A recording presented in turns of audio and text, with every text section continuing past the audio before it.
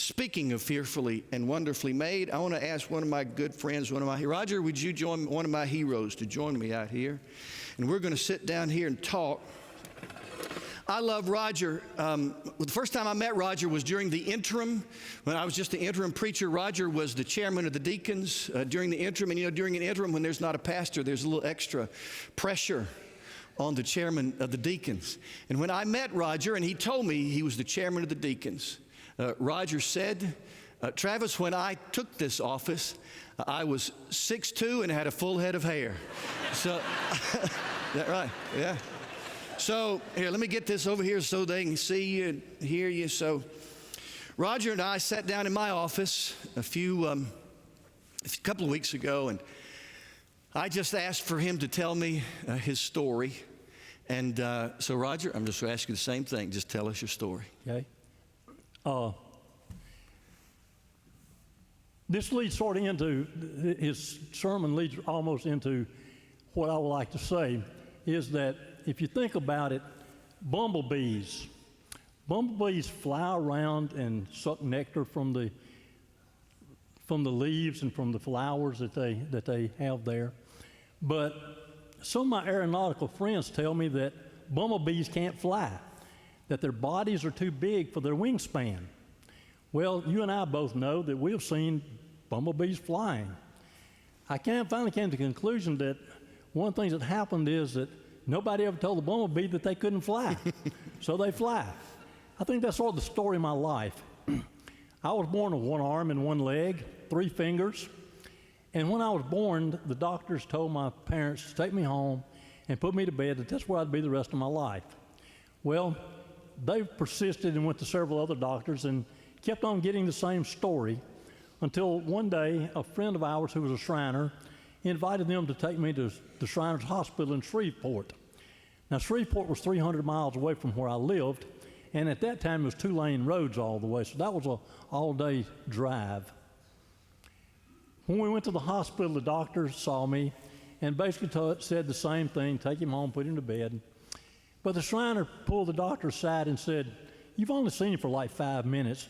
Why don't you take him and keep him for a while and observe him and see if there's something you can do.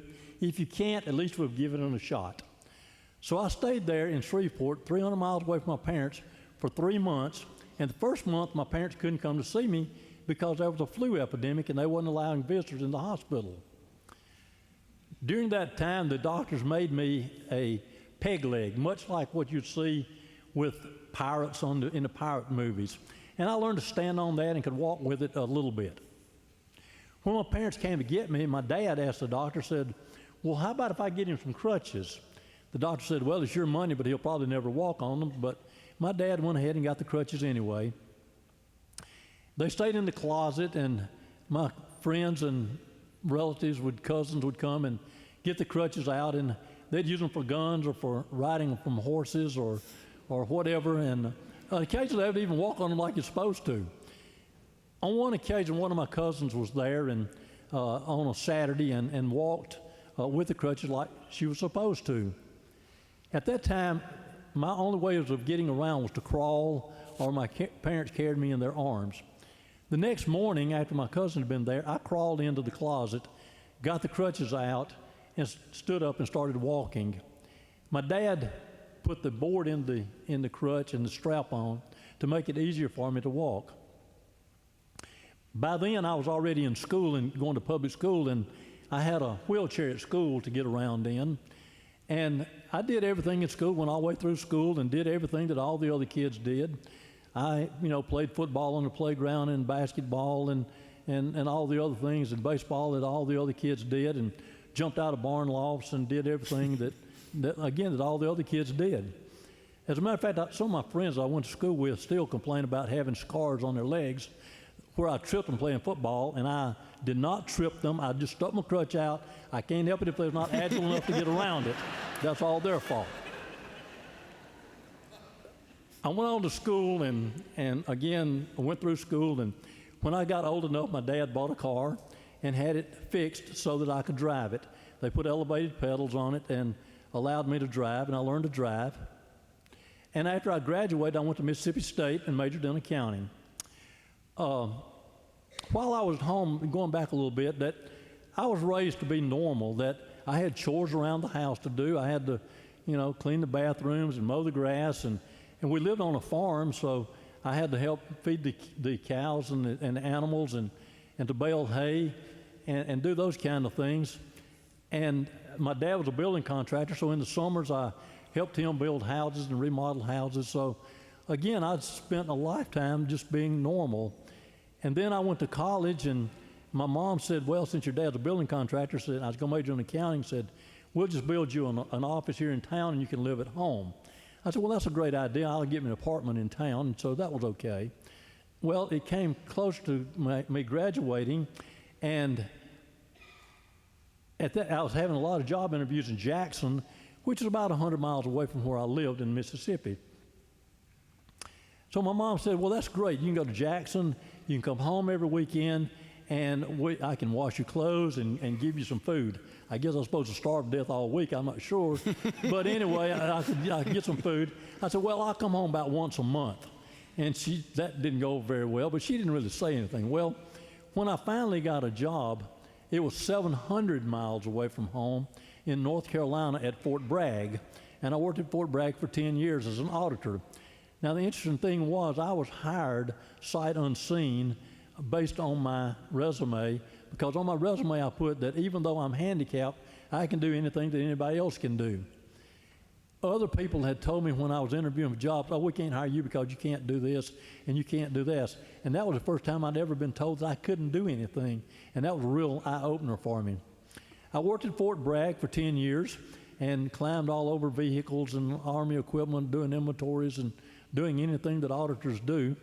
And somewhere along the way in about 1974, 1975, I was in church and had this young lady come to church who was a junior high band director, and she came to Sunday school.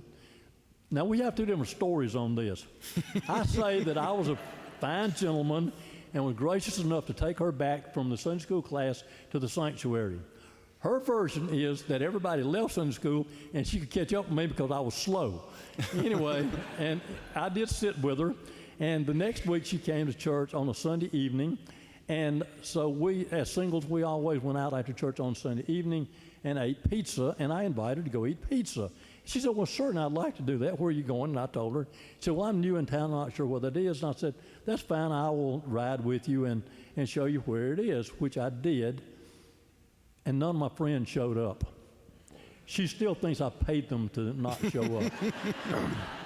Anyway, about a year and a half later, we were married, and we have 3 children and 8 grandchildren, and we moved here in 1980. Thank you.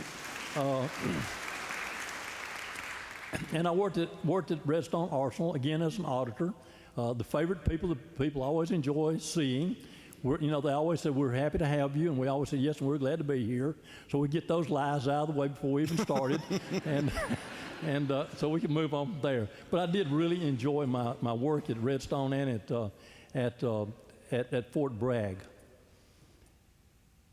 After I retired in 2003, I began to do a lot of things around the church, do mission work. For about 5 or 6 years, my wife and I operated a clothes closet in Council Court and gave out clothes to people in need. I've also we've been on several mission trips to Canada and to Perry County.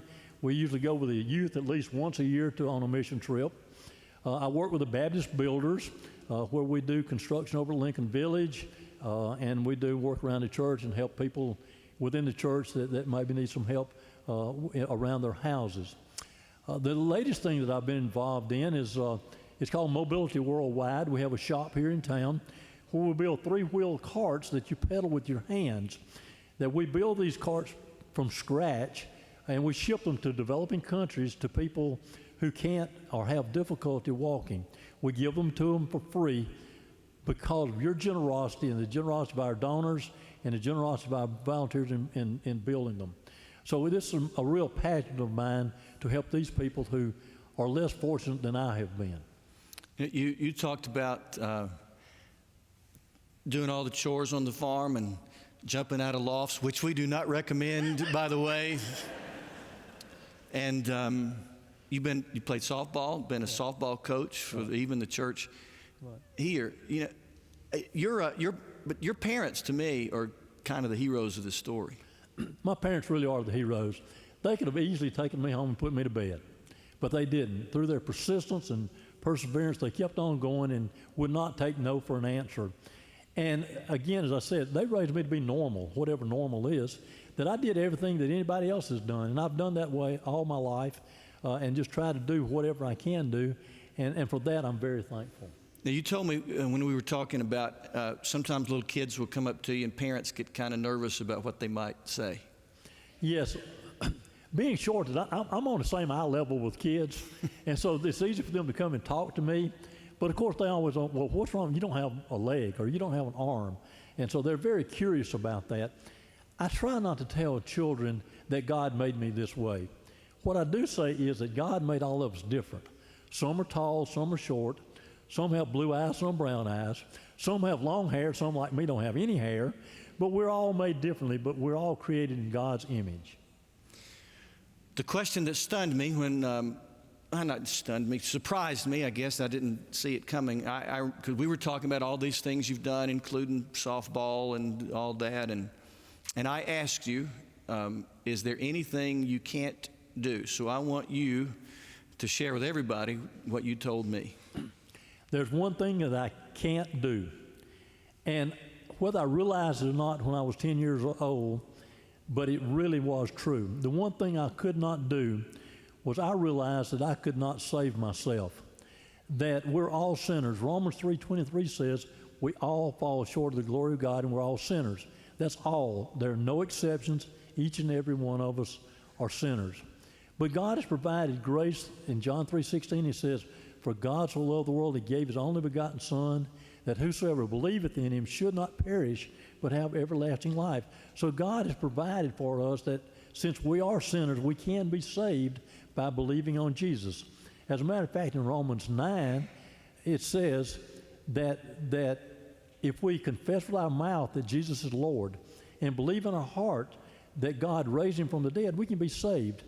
We oftentimes want to stop doing something or start doing something. We try to build something into it, but all God asks us to do is just believe. Believe with our heart, not just our head, and that we can be saved. Now, once we're saved, we have eternal salvation. Jesus said, I'm going away and I'm going to build you a mansion. Someday I'm going to come back for you. Susan and I were listening to a program this morning on the way to church talking about Buddhists, and it said, Buddhists said, well, our religion will only last for 5,000 years. And I thought, how sad, because my religion is going to last for an eternity, forever. And so that is something that I'm so grateful and humble for.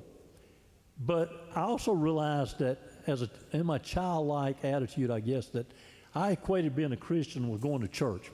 We was in a small church and we was there every time the door opened, so I equated being a Christian with going to church. But later on I figured out that Jesus said to take up our cross daily and follow him. So by that, I gather from that Christianity is 24/7. That is something, it's a way of life, it's something we live. And I try to start out every morning with prayer. I try to end every evening with prayer and some Bible study. I think that's the only way that we can be truly Christians 24/7. You know you're about to start preaching, right? Well, first of all, would you help me thank Rodger for who he is?